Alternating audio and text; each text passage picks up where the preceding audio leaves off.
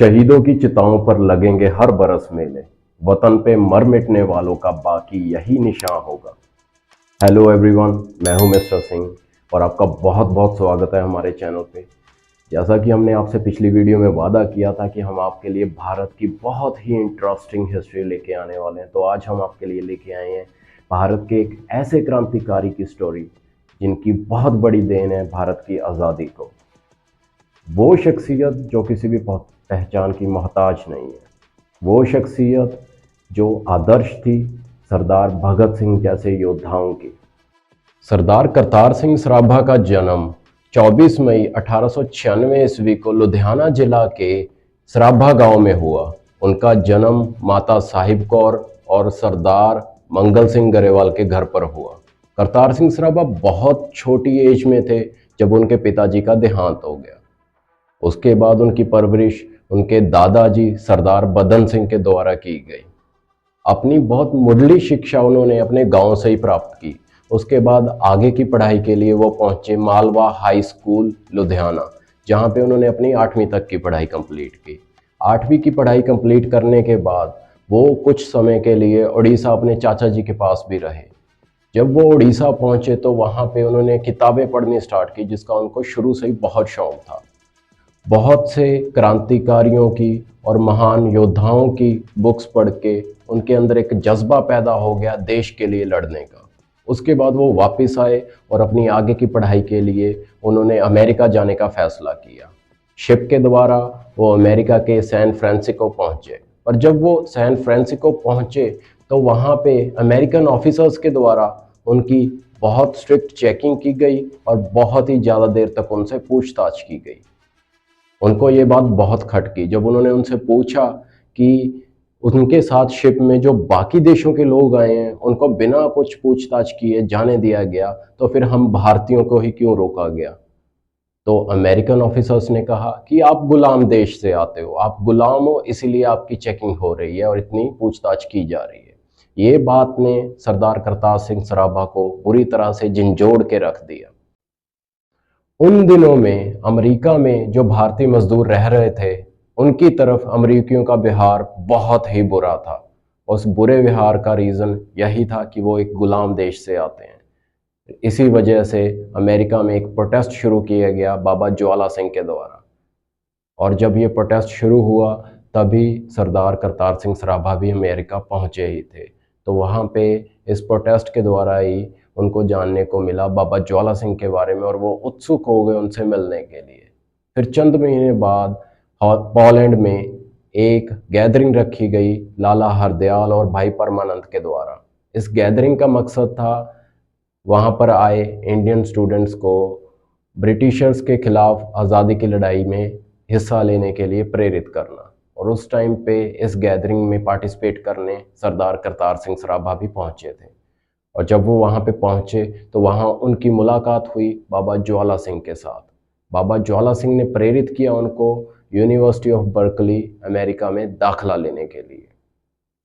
अब कुछ इतिहासकार कहते हैं कि सरदार करतार सिंह सराभा ने यूनिवर्सिटी ऑफ बर्कली से पढ़ाई की थी, पर कुछ तथ्य ऐसे हैं जो बताते हैं कि उन्होंने वहाँ पे पढ़ाई नहीं की थी। जिसकी एक एग्जांपल है एक हिस्टोरिकल नोट जो बाबा ज्वाला सिंह के द्वारा ही लिखा गया था। उसमें वो लिखते हैं कि जब दिसंबर 1912 में वो अमेरिका एस्टोनिया पहुँचे तो वहाँ पे उन्होंने पाया कि सरदार करतार सिंह सराभा को एक मिल में काम करते, पर उन्होंने एक Nalanda club of students of India Berkeley join कर रखा था।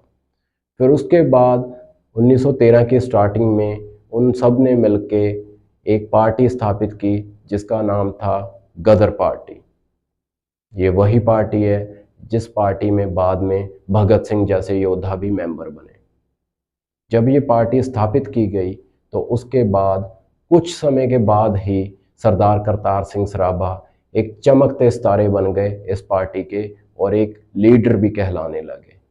सरदार करतार सिंह सराभा का ही आइडिया था गदर न्यूज़, एक न्यूज़पेपर जो था उसको पब्लिश करना।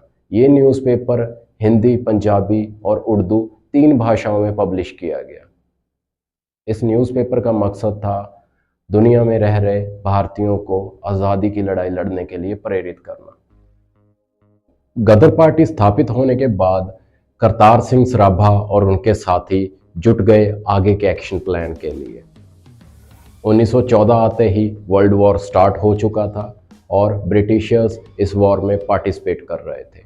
तो सरदार करतार सिंह सराभा को लगा कि ये एक सही वक्त हो सकता है आज़ादी पाने का, क्योंकि ब्रिटिशर आर्मी का एक बहुत बड़ा हिस्सा इस युद्ध में व्यस्त हो चुका था। तो उसके बाद एक जापानीज शिप जिसका नाम था कामागाटा मारू, इस शिप में 200 स्वतंत्रता सेनानी कनाडा पहुंचे, बट कैनेडियन सरकार के द्वारा उनके साथ बहुत बुरा व्यवहार किया गया और उनको वापस भेज दिया गया, जिस घटना को हम एक कामागाटा मारू की घटना के नाम से जानते हैं। और इस घटना को एक रेसिज्म की बहुत बड़ी घटना के तौर पर भी देखा जाता रहा है और इसी घटना के लिए कैनेडियन गवर्नमेंट ने गत वर्षों में अपॉलॉजी जाहिर की थी, माफ़ी मांगी थी ग्लोबली इंडिया से। चलिए, तो उसके बाद 24 मार्च 1914 को ये शिप भारतीय तट पर पहुंचा। जैसे ये भारतीय तट पर पहुंचा तो आगे अंग्रेज़ आर्मी ऑफिसर्स ने इन पर गोलियां चला दी, जिसमें 30 स्वतंत्रता सेनानी शहीद हो गए। और करतार सिंह सराभा इस शिप में नहीं थे। वो जैसे तैसे करके श्रीलंका से होते हुए भारत में दाखिल होने के लिए कामयाब हो गए। और यहाँ आकर उन्होंने जब ये सब देखा तो उन्होंने बगावत करने का प्लान बनाया, एक ऐसी बगावत जो लीड कर सकती थी आज़ादी तक। तो उन्होंने यहाँ पे स्वतंत्रता सेनानियों को गैदर करना स्टार्ट किया और पार्टी ने एक प्लान किया जिसका नाम गदर प्लान था, जिसको अंग्रेज़ गदर साजिश कहते थे। गदर प्लान का मकसद था भारत में ब्रिटिशर्स के जितने भी छावनी एरिया यानी कि कंटोनमेंट एरियाज़ हैं उन पर हमला करना और वहाँ पड़े हथियारों को अपने कब्जे में लेना, क्योंकि उन दिनों में कंटोनमेंट एरिया में बहुत ज़्यादा आर्मी या पुलिस ऑफिसर्स नहीं होते थे। उसके साथ साथ सरदार करतार सिंह सराभा ने ये भी डिसाइड किया कि वो भारतीय ब्रिटिश आर्मी या पुलिस में जितने भी भारतीय सेवा निभा रहे हैं उन सबको इन्फ्लुएंस करेंगे और इनकरेज करेंगे आज़ादी की लड़ाई में हिस्सा लेने के लिए और बगावत करने के लिए। इसी के साथ सरदार करतार सिंह सराभा ने भारतीय ब्रिटिश आर्मी और पुलिस में जितने भी भारतीय सेवा निभा रहे थे उनको इन्फ्लुएंस करना स्टार्ट कर दिया और डेट डिसाइड की गई 21 फरवरी 1915। ये वो डेट थी जिस दिन इन सब ने हमला करके कैंटोनमेंट यानी कि छावनी एरिया से हथियारों को सीज करना था। उन दिनों में अंग्रेज़ों ने अपने मुखबर हर जगह छोड़ रखे होते थे। किसी एक मुखबर ने ये बात अंग्रेज़ी हुकूमत के कानों तक पहुंचा दी कि करतार सिंह सराभा और उसके साथी ये प्लान को अंजाम देने वाले हैं। और उसके बाद करतार सिंह सराभा जैसे ही डेट नज़दीक आई तो उन्होंने डेट चेंज करके 19 फरवरी 1915 कर दी, जिस दिन उन्होंने हमला करना था।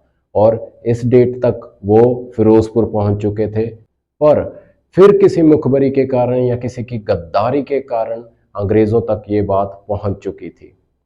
नतीजा ये हुआ कि गदर पार्टी को बहुत नुकसान झेलना पड़ा और उनका ये प्लान भी फेल हो चुका था। प्लान फेल होने के बाद सरदार करतार सिंह सराभा लाहौर चले गए। वहाँ पर उन्होंने कुछ वक्त बिताया और आगे की रणनीति तैयार करने में लग गए। फिर उसके कुछ वक्त बाद सरदार करतार सिंह सराभा वापस आए। वापस आके उन्होंने अपने साथियों को दोबारा फिर से इकट्ठा करना स्टार्ट किया और उनके एक दोस्त जो कि हवलदार थे राजेंद्र सिंह, उन्होंने राजेंद्र सिंह को मना लिया हथियार देने के लिए। राजेंद्र सिंह मान गए, पर उसके बाद जब सरदार करतार सिंह सराभा वहाँ पे हथियार लेने पहुँचे तो वो गिरफ्तार हो चुके थे पुलिस के द्वारा। उनके साथ साथ 63 यानी कि 63 उनके और फ्रीडम फाइटर्स साथी गिरफ्तार हो गए थे उनके साथ। गिरफ्तार होने के बाद सरदार करतार सिंह सराभा और उनके साथियों को लाहौर कोर्ट में पेश किया गया।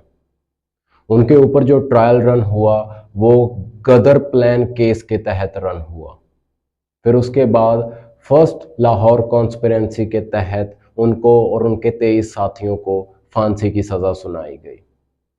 16 नवंबर 1915 को लाहौर सेंट्रल जेल में सरदार करतार सिंह सराभा को फांसी की सज़ा दी गई।